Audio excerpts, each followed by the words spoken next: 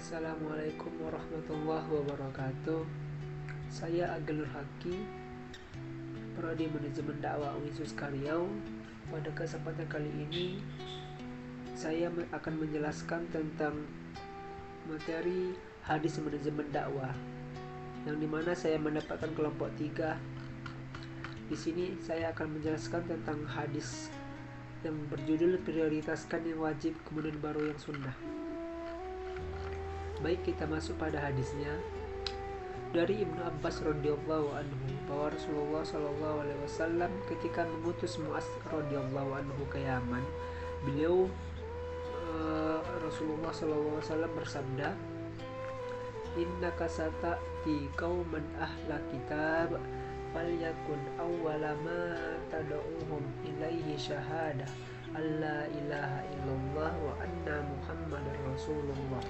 فأخبرهم أن الله قد فرض عليهم 5 صلوات في كل يوم وليلة وإنهم أطاعوا لك بذلك فأخبرهم أن الله قد فرض عليهم صدقة تؤخذ من أغنيائهم فترد على فقرائهم وإنهم أطاعوا لك بذلك فإياك وكرائم أموالهم wattaqi da'watal mazlum fa innahu laisa bainahu wa bainallahi hijab."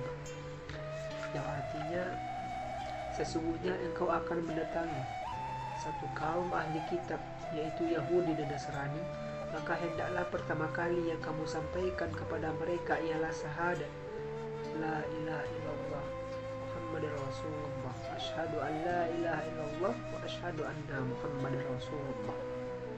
Kemudian jika mereka telah mentaati hal itu, maka sampaikanlah kepada mereka bahwa Allah Subhanahu wa taala mewajibkan kepada mereka sholat 5 waktu sehari semalam. Jika mereka telah mentaati hal itu, maka sampaikanlah kepada mereka bahwa Allah mewajibkan kepada mereka zakat yang diambil dari orang-orang di antara mereka untuk diberikan kepada orang-orang fakir.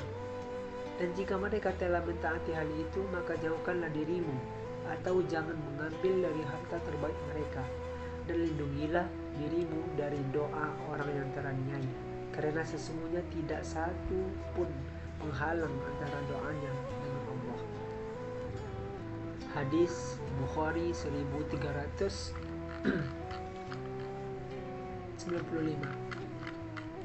Kemudian surah hadisnya, Nabi Muhammad SAW ketika mengutus Mu'adz bin Jabal radhiyallahu anhu ke daerah Yaman, itu sekitar pada tahun 10 Hijriah, untuk berdakwah kepada Allah dan mengajar. Nabi SAW memberitahukan langkah-langkah yang harus ditempuh oleh Mu'adz.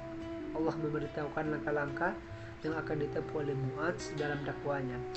Kemudian Nabi SAW menjelaskan bahwa dia akan menghadapi kaum Yahudi dan Nasrani yang berilmu dan pandai berdebat. Kemudian pemberitahuan ini bertujuan agar Mu'adz radhiyallahu anhu siap berdialog dan membantah syubhat-syubhat mereka. Kemudian juga memulai dakwah dengan perkara penting lalu yang penting. Selanjutnya yang pertama kali adalah menyeru manusia untuk memperbaiki akidahnya, karena akidah merupakan pondasi. Jika mereka telah menerima hal tersebut, mereka diperintahkan untuk menegakkan sholat, karena sholat adalah kewajiban yang paling agung setelah tauhid. Jika mereka telah melaksanakannya, maka orang-orang kaya diperintahkan untuk membayar zakat harta-harta mereka yang dibagikan kepada orang-orang fakir sebagai rasa kebersamaan dan rasa syukur kepada Allah Subhanahu wa taala. Kemudian beliau Sallallahu alaihi wasallam memperingatkan Mu'adz radhiyallahu anhu agar tidak mengambil harta terbaik dalam zakat, karena yang wajib adalah harta yang biasa. Setelah itu Mu'adz dianjurkan untuk berbuat adil dan meninggalkan kezaliman, supaya ia tidak terkena doa orang yang terzalimi, karena doa orang tersebut akan Allah Azza wa Jalla dikabulkan. Jadi apa pesan atau prinsip dakwah yang dapat kita sampaikan dalam hadis di sini ialah ketika Rasulullah SAW memerintahkan Mu'adz untuk berdakwah, maka yang pertama kali disampaikan Nabi SAW adalah akidahnya. Begitu juga dengan kita. Ketika kita berdakwah, ketika kita seorang dai menyampaikan suatu pesan dakwah kepada jemaahnya, itu paling penting mereka sampaikan ialah sesuatu yang segala hal yang besar, sesuatu yang wajib. Misalnya dalam perkara sholat, jangan suruh jemaah itu mereka mengerjakan sholat sunnah rawatib, namun tidak disuruh mereka untuk mengerjakan sholat yang wajib dalam 5 waktu tersebut. Maka seperti ini juga Rasulullah mengatakan kepada Muaz, dia untuk pertama kali berdakwahnya adalah mengubah akidah, karena akidah inilah pondasi awal dari seseorang dalam mereka bisa mengenali Allah. Kemudian apa selanjutnya? Sholat.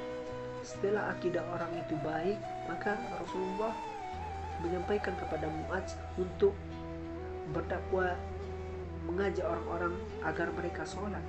Kemudian setelah mereka sholat, di sini juga mereka dianjurkan untuk berzakat, kemudian mengeluarkan rezeki atau menginfakkan sebagai rezekinya.